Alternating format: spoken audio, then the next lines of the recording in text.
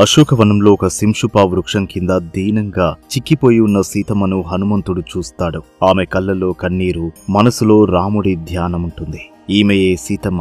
రాముడు చెప్పిన గుర్తులన్నీ సరిపోతున్నాయి అని హనుమంతుడు మనసులో పొంగిపోతాడు. అదే సమయంలో రాక్షస స్త్రీల కోలాహలం మధ్య రావణుడు అక్కడికి వస్తాడు. సీతమ్మను భయపెడుతూ, రాముడు నిన్ను వెతుక్కుంటూ రాలేడు, నన్ను వరించి లంకకు రానివ్వవు అని గర్జిస్తాడు. దానికి సీతమ్మ ఒక గడ్డి పోచను అడ్డుగా పెట్టి, నీ వినాశనం దగ్గర పడింది, రాముడి బాణం నిన్ను వదలదు అని ధైర్యంగా సమాధానమిస్తుంది. కోపంతో రావణుడు ఆమెకు గడువు ఇచ్చి వెళ్లిపోతాడు.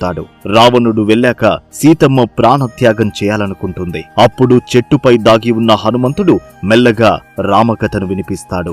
రాముడి జననం నుండి వనవాసం వరకు, సుగ్రీవుడితో మైత్రి వరకు అంతా వివరిస్తాడు. ఆ మధురమైన రామనామం వినగానే సీతమ్మ ఆశ్చర్యపోయి పైకి చూస్తుంది. హనుమంతుడు కిందకు దిగి భక్తితో నమస్కరించి, తల్లి, నేను రాముడి దూతను అని చెబుతాడు. నమ్మకం కలగడం కోసం రాముడు ఇచ్చిన రామ ముద్రికను అంటే ఉంగరాన్ని సీతమ్మకు అందిస్తాడు. ఆ ఉంగరాన్ని చూడగానే సీతమ్మ కళ్ళల్లో ఆనంద బాష్పాలు రాలుతాయి.